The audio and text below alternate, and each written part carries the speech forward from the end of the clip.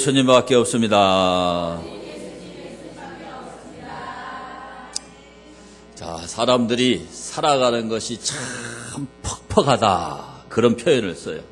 어떤 사람은 너무너무 버겁다, 어떤 사람은 너무너무 힘겹다, 더 힘든 사람은 살고 싶지 않다, 이런 분들이. 인생이 그만큼 힘들다는 거죠. 요즘에는 더더욱 살기가 힘들잖아요. 왜 이렇게 살기가 힘들고 왜 이렇게 우리 인생에 고난이 오고 이런 비참이 왔을까? 그것은 사탄의 유혹에 넘어가서 그렇죠. 원래 우리 인생은 에덴 동산에서 하나님과 교제하면서 살도록 영생하는 존재로 하나님이 창조하셨죠. 그래서 에덴을 가리켜서 우리 한번 받아봅시다. 복낙원이요, 복낙원. 정말 복받은 낙원이라 이 말이에요. 그렇게 복받고 살도록 하나님이 우리에게 에덴 동산을 선물로 주셨죠.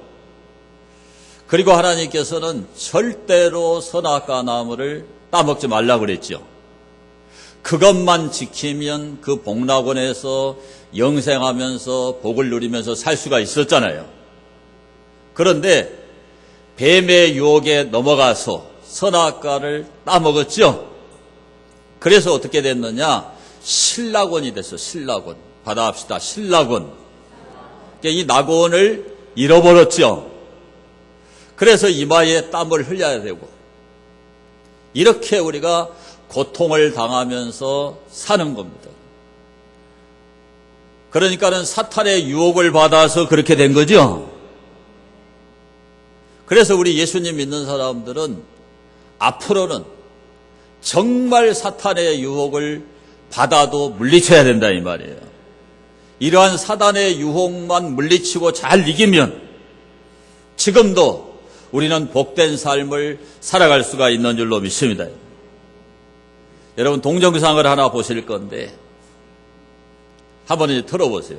이건 그 보르네오 섬에서 자생하는 보니까 저거는 여러분 볼 필요가 없고, 자관 저 네펜데스라고 하는 식물은 여러분이 아까 보셨다시피 너무너무 화려하고 꿀이 발라져 있는데 근처에 접근하면은 미끄러져 가지고 저기 이제 주머니에 빠져버리죠.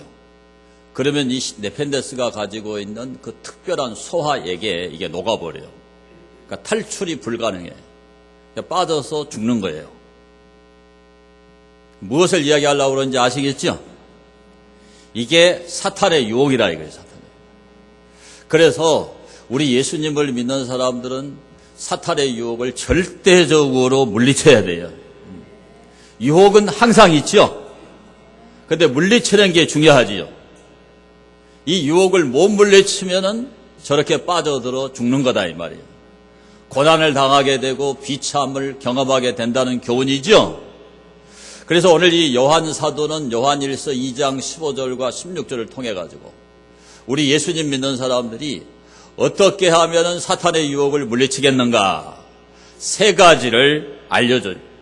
첫째는 세상이 주는 이중성을 잘 이해하라. 그래야 사탄의 유혹에 안 빠진다는 겁니다. 자, 15절을 보겠습니다. 15절. 이 세상이나 세상에 있는 것들을 사랑하지 말라. 누구든지 세상을 사랑하면 아버지의 사랑이 그 안에 있지 아니하니. 그런데 오늘 우리가 살아가는 곳은 세상이요, 세상. 여러분, 세상 속에 살지요. 매일같이 세상 사람들과 접촉을 해야 되고, 여러분, 세상 직업을 가지고 그들과 부대끼면서 우리가 살아가잖아요. 그러니까 이런 세상을 우리가 어떻게 대해야 되느냐, 이 세상의 이중성을 이해하는 게 중요하다. 그러면 세상은 어떤 것이냐? 이 세상은 하나님의 사랑의 대상이에요. 요한복음 3장 16절을 보게 되면은 하나님이 세상을 이처럼 사랑하사 그러셨죠? 그러니까 이 세상을 하나님이 창조하셨기 때문에 하나님은 존재하는 피조 세계도 사랑하시고 오늘 이 땅에 존재하는 75억의 인구도 한 사람 한 사람 다 하나님이 사랑하는 사랑의 대상이지요. 그리고 그들은 구원의 대상이에요. 구원의 대상. 구원받아야 될 사람들이라 이 말이죠. 그래서 예수님은 세상 죄를 지고 가는 하나님의 어린 양으로 이 땅에 오셨지요. 그리고 예수님은 말씀하기를 나는 세상의 빛이라 그랬지요. 빛으로 오셨다고 그랬죠. 그러니까 예수님을 모르는 그 사람들에게 구세주가 되기 위해서 또 그들의 죄를 짊어져 주시기 위해서 예수님이 이 땅에 오셨다 이 말이에요. 그러니까 예수님은 이 세상을 사랑하시는 분이시죠.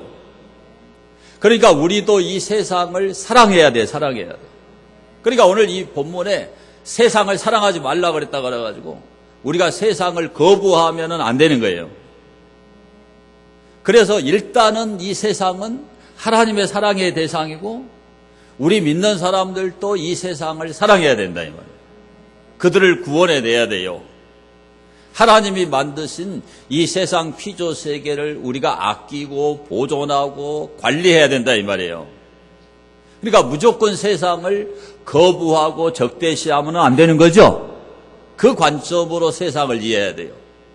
두 번째 관점은 오늘 이 세상은 사탄이 지배하는 세상이라는 걸 여러분이 이해를 하셔야 돼요. 성경을 한번 보겠습니다, 여러분. 에베소 2장 2절입니다. 함께 봅니다. 에베소 2장 2절. 그때에 너희는 그 가운데서 행하여 이 세상 풍조를 따르고 공중의 권세 잡은 자를 따랐으니 곧 불순종의 아들들 가운데서 역사하는 영이라. 그러니까 여러분이 세상을 딱 보면은 우리는 예수님을 믿어가지고 어떻게 하든지 하나님 말씀에 순종하려고 애를 쓰죠. 그런데 이 세상 사람들은 하나님이 없다. 하나님 안 계신다. 하나님 같은 분은 없다. 그래서 우리가 이야기하는 이 하나님 말씀을 순종하려고 하는 게 아니라 불순종하려고 그러죠. 그리고 이 세상 풍조를 열심히 따라간다 이 말이에요. 그게 세상이에요. 우리 믿는 사람들과는 반대 방향으로 살아가죠. 그러니까 그런 부분은 거부해야 된다 그 얘기예요. 여기 세상을 사랑하지 말란 말이. 그러니까 이 두 가지 의미, 이 이중성을 여러분이 잘 이해를 하셔야 되는 거죠. 그러니까 믿지 않는 자들이 따라가는 세상, 그것을 따라가는 것은 세상을 사랑하는 거다. 이해가 되셨죠? 그래서 우리 예수님 믿는 사람들이 오늘 이 세상에 살아가기가 어려워요. 믿는 사람들은 별로 없고 안 믿는 사람이 너무나 많아요. 그러니까 청소년들의 경우에는 3.3%밖에 교회 다니지 않아요. 그러니까 제가 우리 교회 고등학생들이 얘기하는데 학교에 가서 교회 이야기를 하면은 너 고등학생인데 아직도 교회 다니냐? 그러지 않겠어요. 100명 중에 3명만 교회 다니니까 그냥 ET 취급을 받는 거죠. 그런데 학생들뿐만 아니라 여러분들도 이 세상 한복판에서 믿지 않는 사람들과 같이 살다 보면 무지하게 힘들죠? 달라도 너무 달라. 그래도 그들을 불쌍히 얘기해야 돼요. 그리고 그들의 하는 행위는 본받으면 안 돼요. 그건 따라가면 안 된다 이 말이에요. 어제도 그 경기도 의회에서 뭘 통과시켰냐면은 성평등 기본조례 개정안을 이제 통과를 시켰는데 그 내용을 보면은요 기가 막혀요. 남성과 여성 외에 다양한 제3의 성을 인정해야 된다. 하나님은 남성과 여성 외에는 안 만드셨어요. 알아들어요? 그런데 사회학적 성, 복수의 성, 그러니까 동성애자, 죽은 시신과 성행위를 하는 네크필리아, 승용차 같은 이쁜 승용차와 성행위를 하는, 입에 담기도 그런데 기계성애자, 소아성애자, 근친상간, 동물하고 하는 수간, 이런 것을 가리켜서 사회학적 성이다, 복수의 성이다 그래요. 그러니까 굉장히 종류가 많아서 이거는 앞으로 이제는 현재 어떤 학자는 60까지, 뭐 어떤 학자는 50까지, 어떤 학자는 70까지. 그러니까 이거 기가 막힌 거예요, 기가 막힌 거. 하나님은 남성, 여성에 만들지 않았습니다. 그러니까 이런 제3의 성을 인정하면 안 돼요. 그런데 경기도 의회가 이거를 지금 통과시키고 2조 7천억을 성인지 예산, 그런 제3의 성이나 사회학적 성이나 복수의 성을 인지하도록 교육시킨다. 이거 미친 겁니다. 남성, 여성에 없어요. 2조 7천억이나 되는 그런 막대한 돈을 거기다 쓰겠다는 거예요. 그게 성평등이라는 거예요. 그런 성평등 확산 교육에 쓰겠다는 거예요. 기가 막히는 일이 지금 우리나라에 벌어지고 있는 겁니다. 그리고 동성애를 차별하면은 성차별로 고발할 수 있는 그런 차별금지법과 똑같은 거예요. 이 조례가 통과되면요. 이게 얼마나 무서운 것인가를 우리 기독교인들이 인지를 해야 됩니다. 더더욱 무서운 것은 교회를 포함한 사용자와 기업, 공공기관의 남자와 여자의 다양한 제3의 성을 포함하는 LGBT. 이 LGBT가 거기 나오죠. 레즈비언, 게이, 바이섹슈얼, 트랜스젠더. 이걸 채용을 해야 된다. 그런 성평등위원회를 교회 안에도 설치 운영해요. 회사뿐만 아니라. 이런 심각한 일들이 대한민국 땅에서 벌어지고 있는 거예요. 이런 건 우리는 철저히 거부해야 돼요. 철저히 반대해야 돼요. 이런 일들이 이 대한민국에서 진행이 되고 있어요. 이렇게요. 의회에서. 이런 조례를 매일같이 통과시킨다고요. 그러니까 수원중앙침대교회에서 성도들이 모여가지고 지금 반대운동하죠. 이거 절대로 통과되면 안 됩니다. 무서운 거예요. 무서운 거예요. 그래서 왜 이런 걸 자꾸 이 정권이 만들어내느냐. 이런 사회학적 성, 복수의 성에 의한 가족과 가정을 인정하겠다는 거예요. 인공적인 방법으로 자녀를 생산하는 것. 모든 형태의 성적 결합을 다 인정한다는 거지, 이제. 그러니까 모든 성관계를 다 허용하는 거예요, 이제. 이렇게 되면 어떻게 돼요? 동성애, 동성혼이 이제 합법화가 돼버리고, 이런 동성애를 죄라고 말하는 기독교인들이 역차별을 당하는 거예요. 우리나라 같이 굉장히 전통적인 이런 윤리관을 가진 사람들이 많잖아요. 동성애자 60만 명밖에 안 돼요. 그러면 여러분 한 5천, 한 2, 300만 명 중에서 60만 명 빼고 다 이런 역차별을 받아야 돼요. 이거는 인권이 아니에요. 하나님은 천부인권, 남성, 여성, 보편적 인권을 인정하는 것이지 이것을 성소수자라 그래가지고 이걸 인권으로 이야기하면 안 됩니다. 안 돼. 그러면 나머지 5천만 이상의 사람들은 어쩌라고? 안 되지요? 명확하게 여러분이 아셔야 돼요.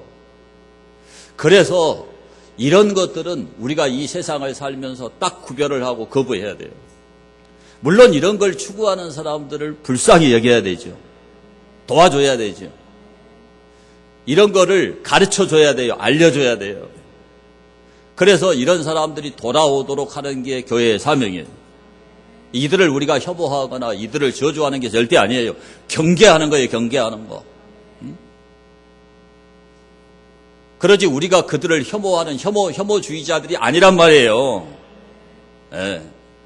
이걸 명쾌하게 여러분이 이해를 하셔야 돼요. 그러니까 여러분이 사탄의 유혹을 물리치려면은 이 세상을 사랑해야 된다. 사랑의 대상이다. 구원의 대상이다. 이 관점을 꼭 가지셔야 되고. 그 다음에 이런 불신자들이 하고 있는 이런 그 세상적인 삶이나 사탄적인 삶이나 이런 악한 사상에 대해서는 여러분이 항거하고 거부하는 거다. 그것이 바로 이러한 사탄의 유혹을 물리치는 길이에요. 그래서 우리 예수님도요, 세상을 사랑하셨기 때문에 이 땅 위에 살아계실 때 따라합시다. 죄인들과 세리들의 친구였다. 다른 사람들이 다 죄인 취급하고 개돼지 취급했던 그런 사마리아인들을 예수님은 가까이 하셨죠. 그 다음에 오늘날로 말하면 세무서 직원들, 세리들이죠. 로마 정부와 결탁을 해서 로마 정부의 허가를 받아가지고 자기 동족에게 세금을 뜯어가니까 얼마나 싫어하겠어요. 근데 그런 사람들도 예수님은 다 찾아가셔서 구원하셨어요. 삭개오도 구원하시고 마태도 구원하시고, 그 마태는 예수님의 제자가 되어버렸죠. 그리고 예수님은 그 연약한 여인들, 또 가난하고 힘든 이런 사회적인 그런 약자들을, 그들을 위해서 그들의 권익을 예수님이 대변했죠. 그리고 오병이어로 5,000명을 먹이셨죠. 병고에 시달리는 사람들을 다 예수님이 찾아다니면서 고쳐주셨죠. 그러니까 우리는 예수님처럼 세상을 살아야 되는 거예요. 동성애자 불쌍히 여기는 거지 절대 우리가 혐오하는 게 아니라는 걸 알려줘야 돼, 알려줘야 돼. 수많은 기독교인들이 그 일을 하고 있어요, 여러분요. 그런데 우리를 혐오주의자로 몰아버려요. 정말 동성애자들 돕고 있는 분들은 염한섭 원장이나 이런 분들 병원을 만들어가지고 그런 에이즈 환자 받아주지도 않는데 그 병원에서 다 받아서 치료하고 있는 거예요. 그런데 무슨 기독교가 혐오주의자냐고. 누가 그런 소리 하거든 여러분 똑바로 알려주셔야 돼요.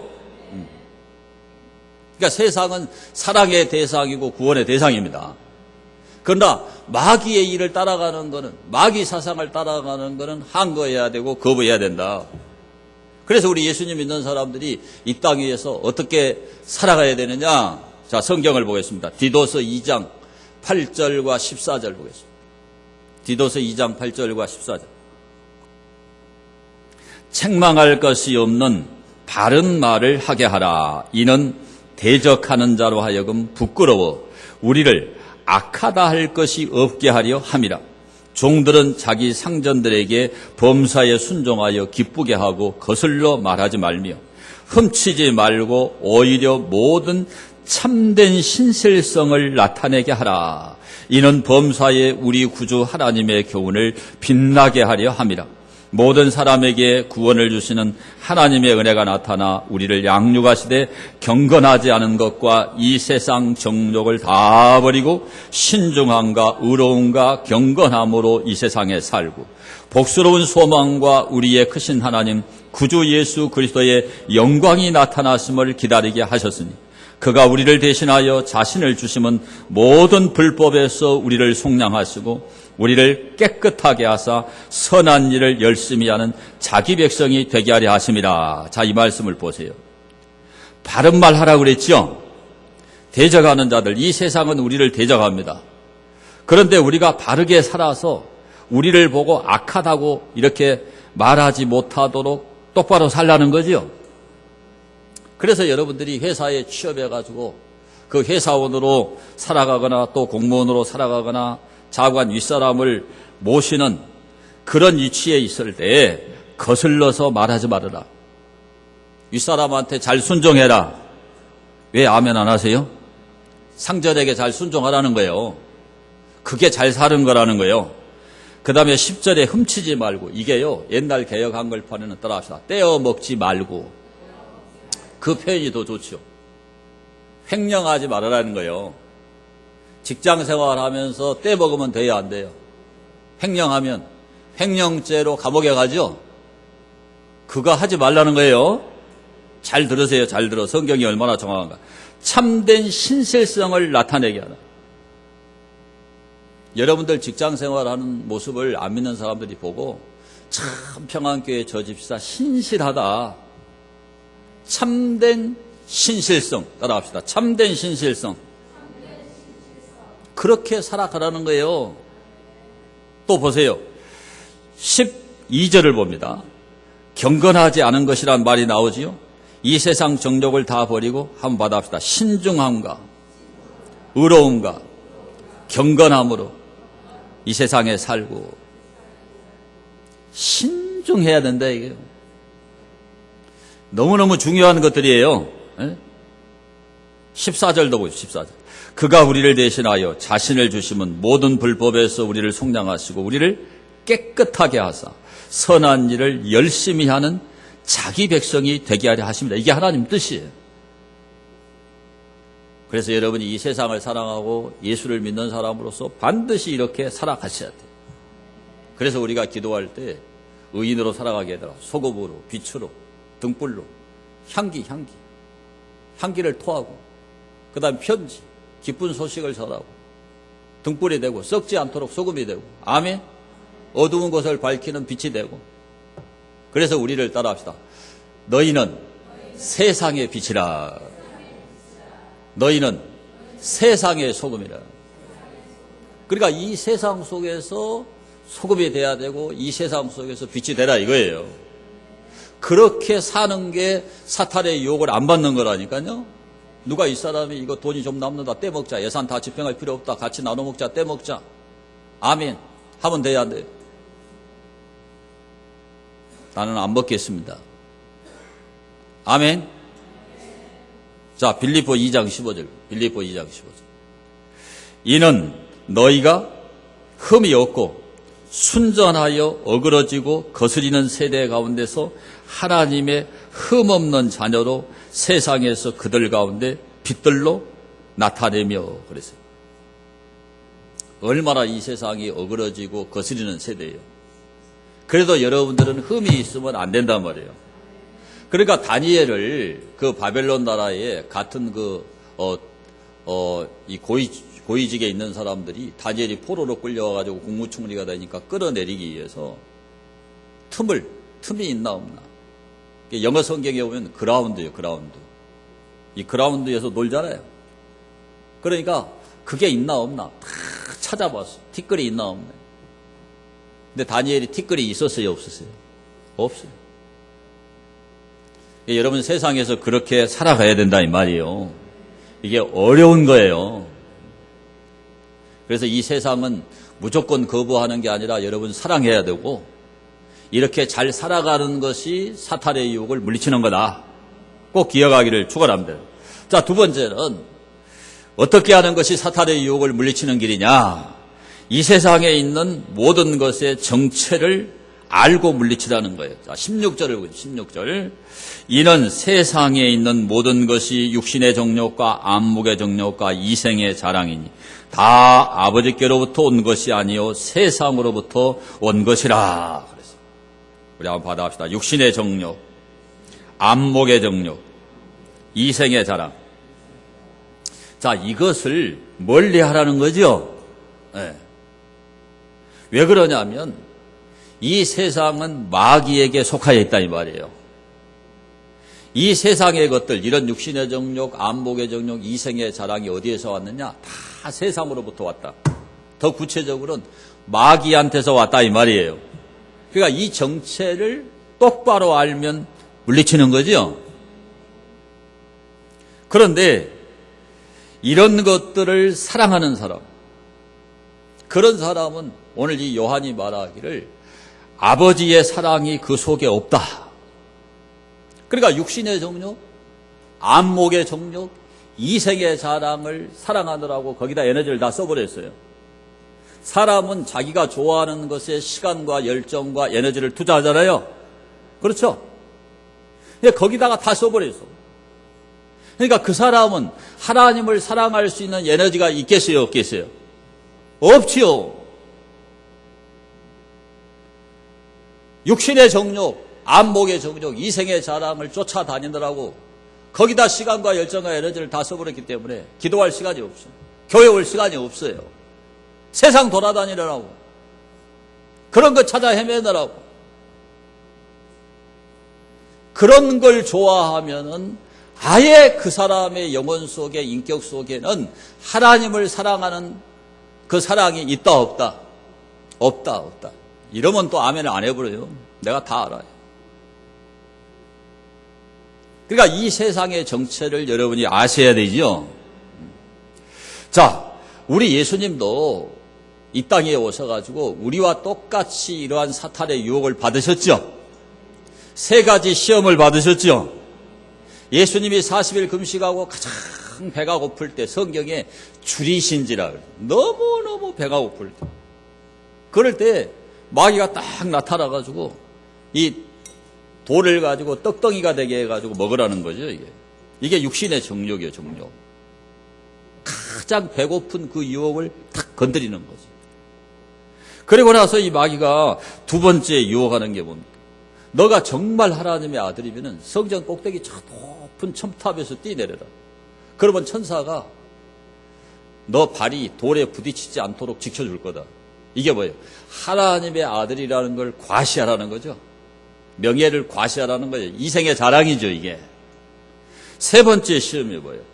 천하 만국의 영광을 다 보여준 거예요. 그리고 마귀가 한 번만 딱 절하면은 이 천하 만국의 영광을 다 너에게 주겠다는 거죠. 이게 안목의 정욕이에요. 그러니까 예수님도 우리와 똑같이 사람의 몸을 입고 이 땅에 오셨기 때문에 이 예수님께서 사역을 시작하시기 전에 마귀가 이 세 가지 시험을 하신 거예요. 왜 하셨다 그러지 내가? 한 거예요, 한 거. 그러니까 오늘날도 마귀가 우리에게 그런 시험을 똑같이 하죠. 이 세 가지 시험의 정체는 누가 하는 거예요?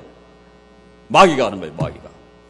그런데 우리 예수님이 이러한 시험을 어떻게 이겼냐? 성경을 보면은 사람이 떡으로만 살 것이 아니요 하나님의 입으로부터 나오는 모든 말씀으로 살 것이니라. 이 신명기 8장 3절을 예수님이 그대로 인용해가지고 딱 말씀을 하죠. 두 번째 시험에 대해서 주 너의 하나님을 시험하지 말라. 신명기 6장 16절을 그대로 인용해가지고 예수님이 딱 사탄의 공격을 시험을 방어를 딱 하지요. 세 번째도 마찬가지예요. 주 너희 하나님께 경배하고 다만 그를 섬기라. 신명기 6장 13절을 예수님이 딱 들이대죠. 그러니까 예수님 속에는 이 말씀이 충만히 있어. 이걸 암송하고 계셔요. 그러니까 12살 때 예수님이 예루살렘에 올라가서 성전에서 대제사장 서기관들과 토론을 할 때 그냥 막 성경이 팍팍 튀어나오니까 그 대제사장 서기관 바리새인들이 놀래버렸죠. 성경 암송이 그런 거예요, 여러분. 그러니까 여러분이 교회에 와서 이 하나님의 말씀을 잘 들어놓으시면 마귀가 시험을 하면 뭐가 튀어나오죠? 이 말씀이 팍팍 튀어나와요. 그러면 마귀를 물리치고 이기는 거죠. 그래서 이 마귀가 세 가지 시험을 하는데 첫째가 육신의 정욕이에요. 육신의 정욕. 육신의 정욕을 물리쳐야 돼요. 거기 16절에 보시면 이는 세상에 있는 모든 것이 육신의 정욕과 육신의 정욕이란 말이 나오죠. 이 육신이란 말은 사륵스, 영어의 플래시, 우리 육체 몸이에요. 우리는 연약한 육신을 가지고 있어요. 그러니까 일을 많이 해버리면 피곤해버려요. 왜냐하면 육신이 약하기 때문에, 한계를 가졌기 때문에 그렇다. 체력의 한계가 다 있죠. 이러한 이 사륵스는 하나님으로부터 등을 돌린 인간의 본성을 얘기하는 거예요. 그러니까 하나님께 등 돌리고 살아가잖아요. 세상 사람들. 하나님 없다 그러잖아요. 하나님 말씀 무서워하지 않잖아요. 그러니까 세상 사람들이 따라가는 그런 걸 따라가지 말라는 이야기입니다. 여기에 정욕이라는 말이 무슨 말이냐? 에피드미야. 이거 러스트라고 그러죠. 이게 인간이 가진 욕망이에요. 그런데 인간이 가진 이 욕망은 가치 중립적입니다. 무슨 얘기냐? 긍정적인 의미가 있다 이 말이에요. 그러니까 사도 바울이 내가 이 세상을 떠나 그리스도와 함께 있고 싶다. 함께 있고 싶은 욕망을 가졌다. 그럴 때는 이 에피드미아가 긍정적으로 사용이 된 거예요. 그리고 빨리 가서 데살로니가 교회 성도들을 만나고 싶다. 거기 열정이라고 표현. 너무 데살로니가 교회 성도들이 믿음이 좋잖아요. 네. 그러니까 그 사랑이 있고 믿음이 있는 소망이 넘치는 그런 데살로니가 교인들을 너무 가서 보고 싶다. 그 열정이 있다. 이럴 때는 이 에피드미아가 긍정적으로 사용이 됐다 이 말이에요. 그런데 이 에피드미아가 저기 보시면 부정적으로 사용이 될 때 어떻게 사용이 되느냐? 나쁜 욕망이에요. 나쁜 욕망. 이블 디자인. 아주 나쁜 그런 욕망. 그래서 이것이 정욕을 나타내는 말로 사용이 되는데 음욕. 음욕을 품는 것. 그리고 재리의 유혹, 돈의 유혹이죠. 1,000만 원 한 달만 쓰고 줄 테니까 빌려줘. 다음 달에 3,000만 원 줄게. 그래갖고 떼는 거예요.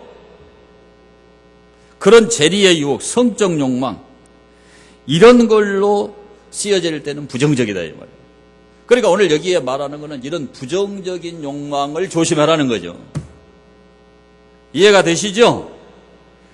그래서 하나님을 떠난 죄에 가득 찬 그런 사람들 속에 이런 육신적인 욕망이 막 휘몰아치는 거예요. 거기에 사람들이 다 빠져드는 거죠, 빠져드는 거.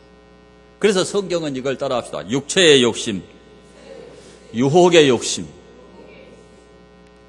우리 이 육체 속에서 계속 그런 욕심이 있습니다. 계속 그런 그 유혹을 하면은 거기에 넘어간다. 성경에 그렇게 이 단어가 쓰였다 이 말이에요, 여러분들.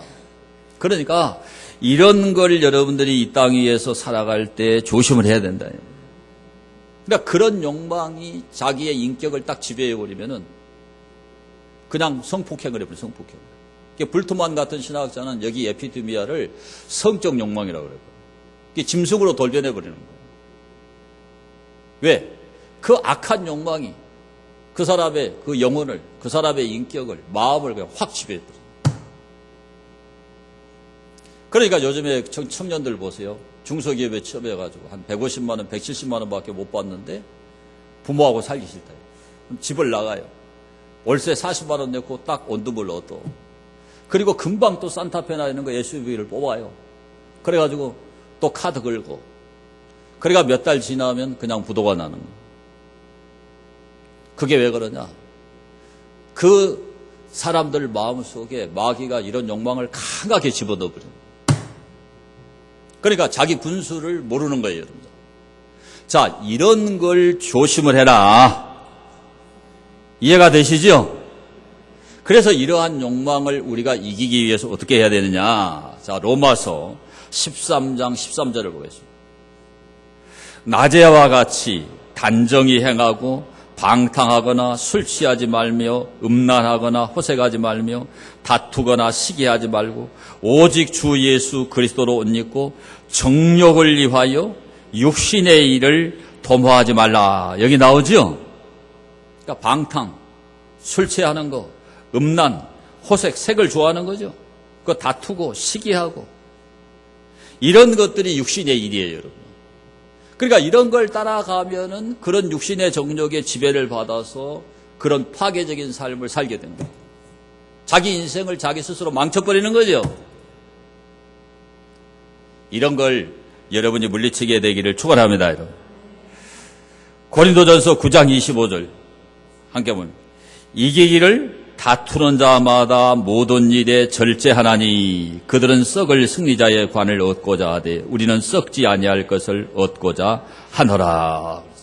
여기 절제한다. 셀프 컨트롤. 자기 자신을 컨트롤해야 돼요. 그러니까 자꾸 여러분이 예배드리고 자꾸 말씀 듣고 자꾸 기도하고 그러지 않으면 자기를 컨트롤할 힘이 없다니까요. 그래서 자기를 컨트롤하는 그런 힘을 교회에 와서 받게 되기를 축원합니다. 그 다음에 이 사탄이 주는 시험이 뭐냐? 두 번째는 안목의 정욕이죠. 거기 16절에 보세요. 안목의 정욕이라고 그랬죠. 안목의 정욕. 이 안목이라는 말이 오프달모스, 이게 눈입니다. 눈. 근데 이것을 얼굴이라고 번역을 하기도 하고, 플라톤 같은 이런 그 철학자는 하늘과 해와 달의 눈이다, 이렇게 시적인 의미로 표현을 하기도 하고, 또 행복이나 안락을 가져다 주는 것이다, 이렇게 표현하기도 해요. 그런데 이 오프달모스, 이 눈이라는 게 모든 세계와 접촉을 하는 거예요. 이게. 이 눈이 가장 우리를 자극하지요. 그러니까 하와가 왜 넘어가냐 따라합시다. 보암직도 하고. 그러니까 우리가 지금 선악과를 볼 수가 없는데 그 에덴 동산에 있는 그 선악과가 정말 맛있게 보였는 것 같아요. 아까 그 네펜데스처럼 신기하잖아요.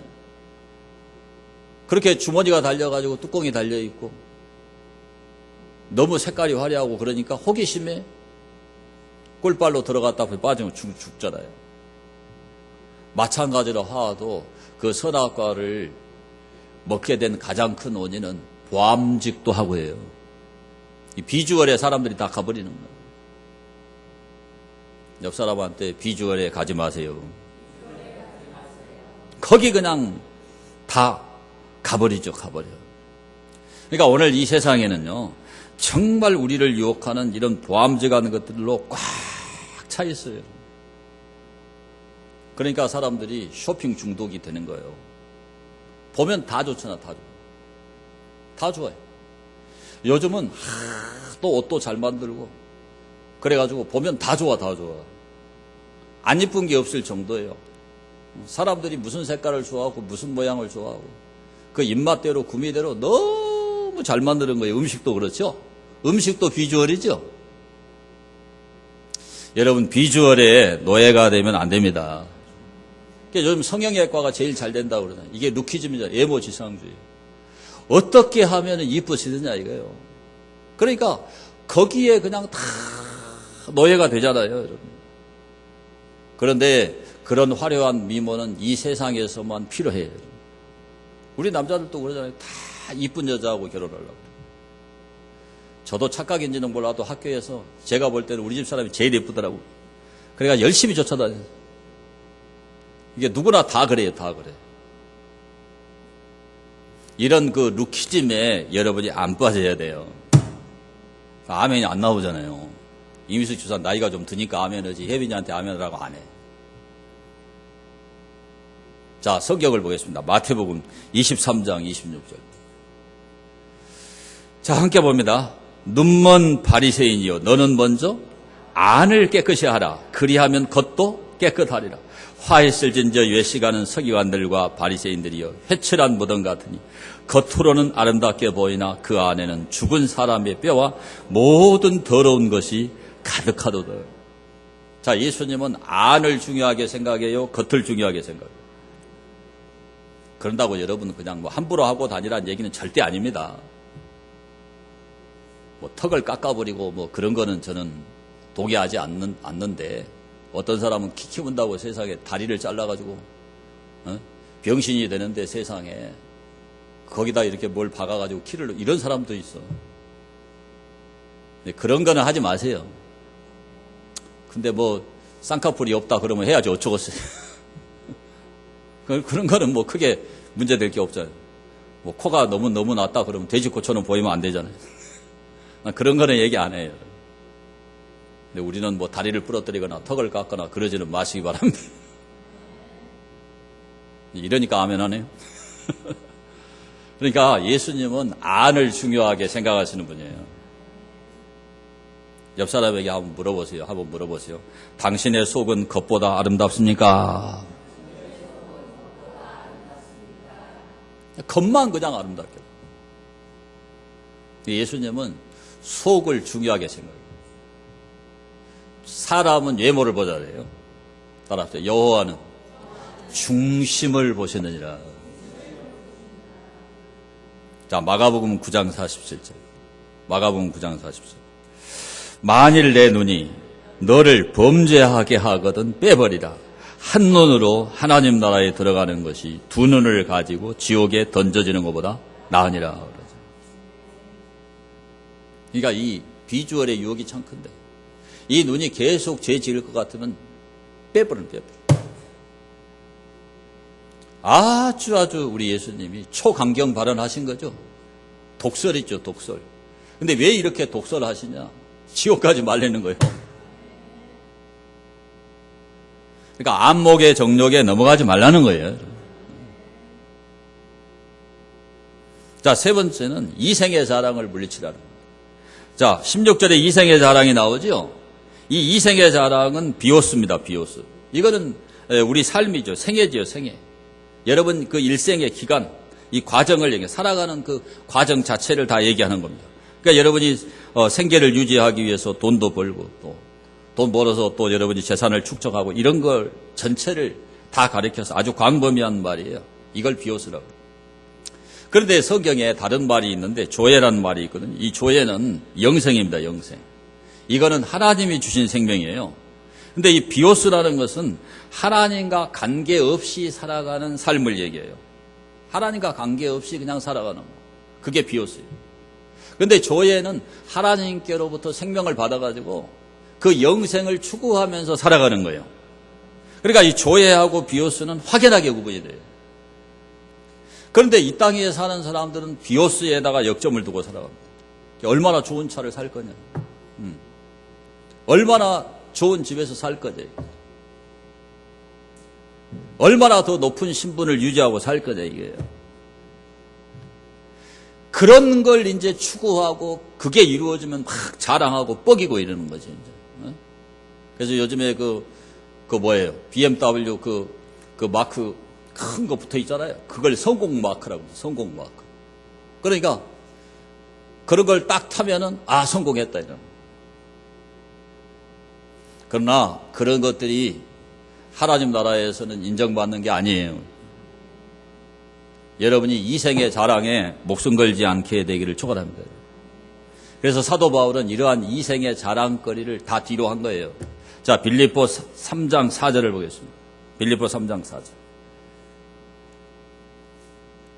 함께 봅니다. 그러나 나도 육체를 신뢰할 만하면, 육체를 신뢰한다는 말이 자랑거리란 말이에요. 자랑거리. 만일 누구든지 다른 이가 육체를 신뢰할 것이 있는 줄로 생각하면 나는 더욱 그러하다. 이게 바울도 자랑거리가 많다는 거예요. 나는 8일 만에 할례를 받고 이스라엘 족속이요 베냐민 지파요 히브리인 중에 히브리인이요 율법으로는 바리새인이요 열심으로는 교회를 박해하고 율법에 의로는 흠이 없는 자라. 그러나 무엇이든지 내게 유익하던 것을 내가 그리스도를 위하여 다 해로 여길 뿐더러 또한 모든 것을 해로 여기면 내 주 그리스도 예수를 아는 지식이 가장 고상하기 때문이라.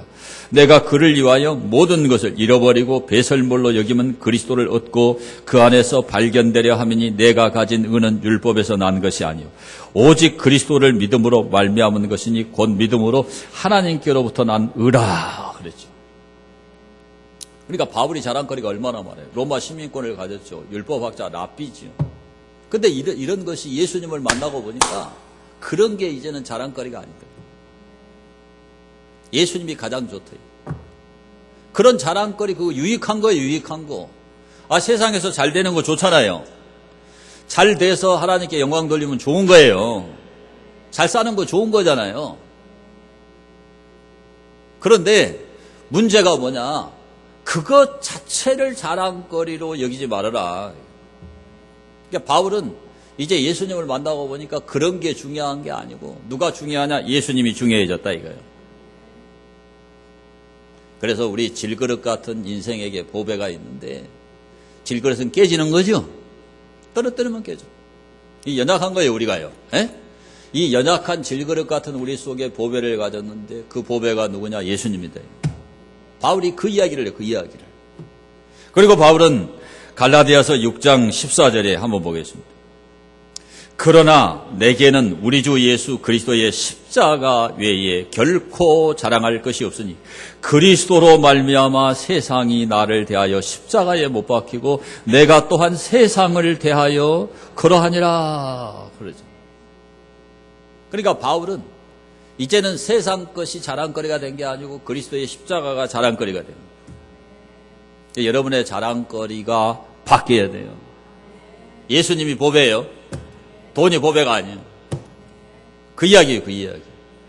무엇이 자랑거리인지 똑바로 알면 사탄의 유혹을 물리친다 이거죠. 마지막 세 번째입니다. 성도의 삶의 목적은 이 세상이 아니고 하나님의 뜻을 행하는 거라는 거죠. 자, 17절. 이 세상도 그 정욕도 지나가되 오직 하나님의 뜻을 행하는 자는 영원히 거하느니라. 자, 오늘 이 말씀을 여러분 딱 보면 초점은 두 가지. 지나가네 하고 거하느니라가 여기 있죠. 이 두 가지가 대조가 돼요. 지나가되 이 세상의 육신의 정욕, 안목의 정욕, 이생의 자랑은 전부 다 지나가는 거예요. 지나가는 거. 이게 파라고인데 이게 뭐냐면 세대 간의 간격과 시간의 흐름 속에 나타나는 변화를 가리키는 거예요. 흘러가고 바뀌는 거예요. 그러니까 쉽게 설명하면은 여러분 거울 앞에 딱 서면 옛날에 어떤 집사님이 그러더라고 저한테. 자기가 한때는 거울 앞에 서면 거울이 깨져버렸다고. 근데 나이가 들면은 여러분 거울 앞에 서와 거울이 깨져요. 그냥 주름은 늘어가고 쭈글쭈글해지고 머리는 휘어지고. 그래서 여자들이 갱년기가 되면 막 좌절해. 낭망하는 거예요. 너무 바뀌니까. 근데 사진을 보니까요, 완전히 사진을 딱 비교해 보니까 그 세월의 흔적이 역력하더라고요. 다 지나가는 거예요, 지나가는 거. 다 없어지는 거예요. 그런데 이게 거하는이라는 말이 가장 중요한 말인데, 이게 매노라는 말이에요, 매노라는 말. 이건 떠나는 것의 반대 개념이에요. 자, 모든 게 다 지나가고 떠나가는 거예요. 그런데 우리가 하나님의 뜻을 행하면은 하나님 안에 거한다. 하나님 안에 체제한다. 하나님 안에 산다. 그런 거예요. 그런 거. 그리고 이건 머무르다는 뜻이죠. 그리고 흔들리거나 달아나는 도피의 반대 개념이에요. 반대 개념. 그래서 굴하지 않고 견디고 굳게 서 있고 굳게 지키는 겁니다. 그리고 이 단어가 법정 논쟁이나 협정에 이제 사용이 돼요. 그러니까 법정에서 딱 이렇게 판결이 딱 나오면 끝나는 거죠. 그리고 이 매노라는 이 말은 이 이동하는 것, 변화되는 것의 반대 개념이에요. 변함없이 그대로 있는 거. 그러니까 이 매노를 번역할 때 가장 많이 그 영어석이 remain이라는 단어를 썼어요. 그러니까 그대로 남아있는 거예요. 다른 건 다 지나가고 흘러가고 다 바뀌어, 다 없어져. 그런데 이 하나님의 말씀대로 사는 것은 그대로 남아있단 말이에요. 이해가 됩니까? 그러니까 이 매노는 이런 변화되는 것들의 반대 개념이에요. 파괴되는 것에 대한 반대 개념이란 말이에요. 그래서 이 매노가 종교적인 용어로 사용이 돼요. 이게 안 변한다 이 말이에요. 그대로 remain, 그대로 남아있다. 그러니까 그대로 남아있는 걸 따라가야 되겠죠. 그게 뭐냐면 영원히 영원한 거예요. C.S. 루이스가 영원히 영원한 것을 위해서 살아야 된다. 예? 영국 옥스퍼드 대학의 영문학 교수죠. 그분이 예수님 만나고 한 얘기야. 따라합시다. 영원히 영원한 것을 위해서 살아라. 다른 건 다 지나가는 거예요. 그래서 이 단어가, 이 매노라는 단어가 어디에 사용이 됐느냐. 이 성경 구절을 이제 보고 마치겠습니다. 요한복음 15장 6절과 7절. 자, 요한복음 15장 6절과 7절. 함께 봅니다. 사람이 내 안에 거하지 아니하면 가지처럼 밖에 버려져 마르나니 사람들이 그것을 모아다가 불에 던져 사르느니라. 너희가 내 안에 거하고 내 말이 너희 안에 거하면 무엇이든지 원하는 대로 구하라. 그리하면 이루리라. 여기에 거하지 아니하면, 그리고 여기에 보면은 거하고 거하면 세 번 이 매노라는 단어가 사용이 된 거예요. 그러니까 이게 무슨 얘기예요? 하나님과 교제해라 이 말이에요. 하나님의 말씀을 들어라 이 말이에요. 하나님 말씀을 묵상해라 이 말이에요. 그것이 예수님 안에 있는 거다 이거죠. 그러니까 이 매노라는 말은 하나님과의 교제예요. 하나님과의 교제. 그러니까 하나님과의 교제를 떠나면 불에 던져 사려느니라. 예? 이거 무진장하게 중요한 얘기예요. 불에 던져 사려는 게 지옥이죠, 지옥. 여러분 아시죠? 오늘 이 땅에 살아갈 때 여러분이 이렇게 자꾸 설교 듣고 말씀으로 교제해야 돼요. 집에서 자꾸 여러분 말씀을 읽어야 돼요. 묵상해야 돼. 이 하나님과의 교제가 떠나면 그 마음속에 하나님이 없다니까요. 그러면 전부 육신의 정욕, 안목의 정욕, 이색의 자랑 그냥 그걸 얻느라고 거기에다 목숨 걸어버립니다. 하나님은 안중에도 없다. 한 주간 내내 한 번도 교회 오지 않는다 이 말이에요. 가정 예배도 안 드려요. 개인 기도도 없어요. 말씀 묵상도 없어요. 그러면 하나님 안에 거하는 것이 아니에요. 교회 한 번 오기도 힘든데 목사님이 무슨 저런 말씀을 하시나. 자기는 직업이니까 그러겠지. 여러분 그렇게 생각하시지 말고 올 수 없는 형편이면 꼭 성경을 읽고 묵상하세요. 하나님 안에 거하셔야 돼요. 거하셔야 돼요.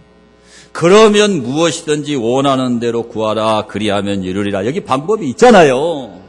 방법이 있죠. 이 방법을 좀 사용하기를 바랍니다.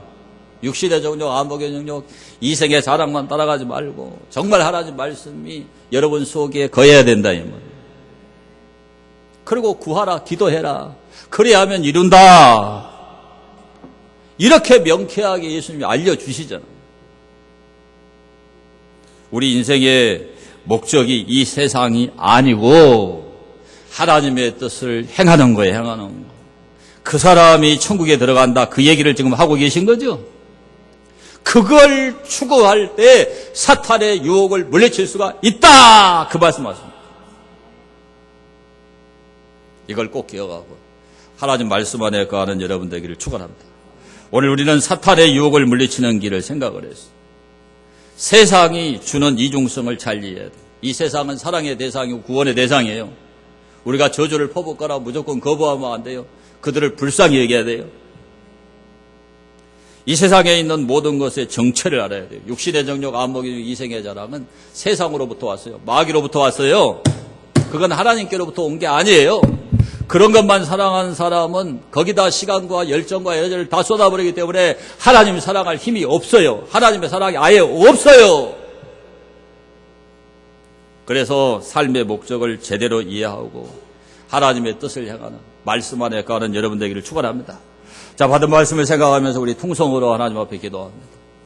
하나님, 육신의 정욕, 안목의 정욕, 이 세상의 자랑만 따라가지 말고 정말 하나님의 뜻을 행할 수 있는 그런 믿음을 달라고, 그래서 사탄의 유혹을 물리치게 해달라고 통성으로 기도합니다. 자비하신 하나님 고맙고 감사드립니다. 오늘 또 우리 하나님께서 이렇게 아끼고 사랑하는 귀한 종들, 비가 오는 우중에도 이렇게